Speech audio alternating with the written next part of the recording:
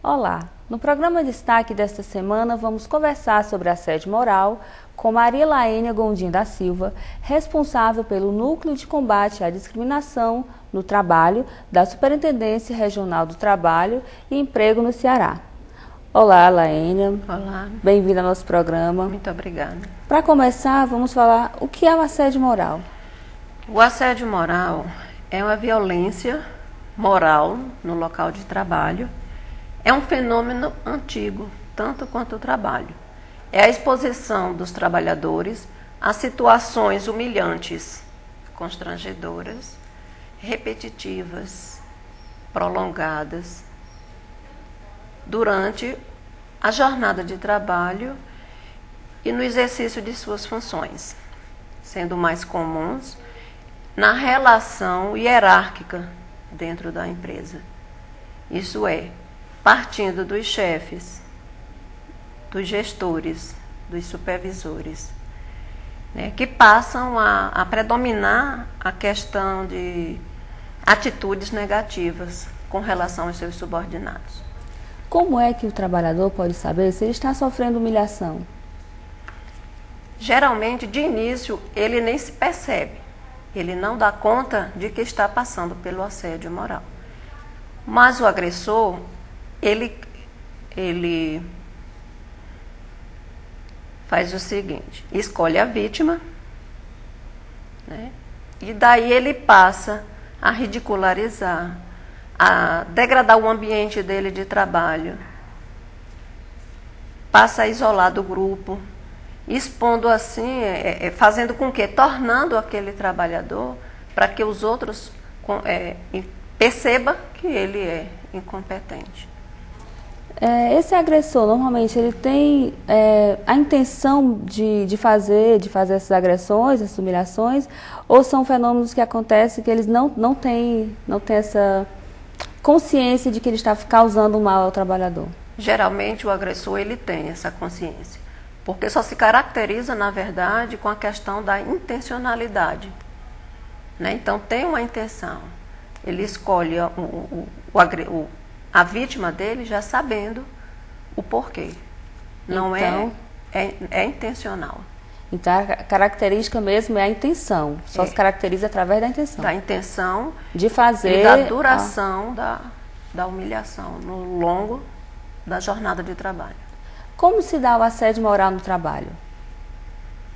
O assédio moral, conforme Marie France, que é uma das maiores estudiosas a respeito do assédio moral, ela diz o seguinte: ela conceitua o assédio moral é uma característica, aliás, o assédio moral caracteriza comportamentos abusivos, frequentes, intencional,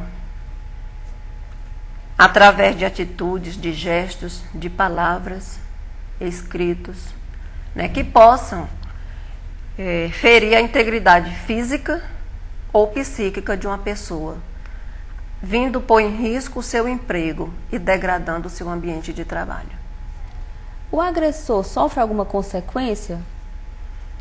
Bom, o trabalhador, quando ele ele percebe, né, ele tem essa consciência de que está sofrendo assédio moral, ele procura o RH, ou muitas vezes já direto ao dono da empresa, quando é causado pelo chefe, pelo gerente, né, dentro da hierarquia da empresa.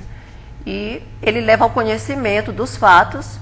O dono da empresa, na maioria das vezes, ele pode até demitir esse gerente ou esse chefe que está causando esse assédio ao seu subordinado por justa causa, demitir por justa causa. Quais os danos que o assédio moral causa nas vítimas? Os danos são, o que você quer dizer, os sintomas, né? Os sintomas e, na verdade, o que ele vai passar a sofrer, né? Bom, então assim, o assédio moral, quando ele é recente, o trabalhador, ele sente estresse, ansiedade. Quando se prolonga, ele entra num estado depressivo.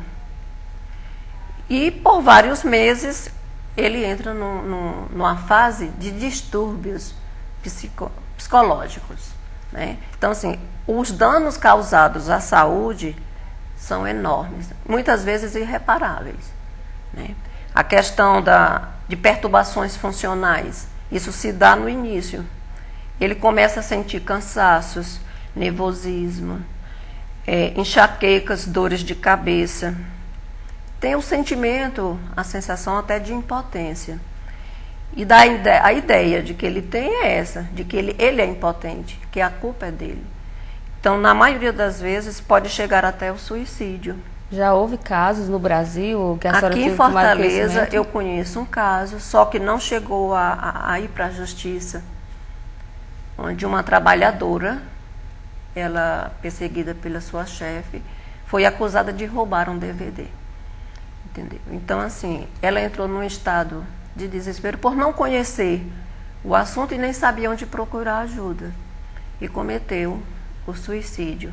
E nem tinha sido ela, ficou comprovado e a chefe dela até sabia. Mas é como eu te falei, eles têm sempre, ele sabe a quem vai atacar e escolhe, e tem um motivo, né? Geralmente o perfil dessas trabalhadoras ou do trabalhador é aquele que tem maior tempo de serviço na empresa. Alguma estabilidade? Alguma estabilidade.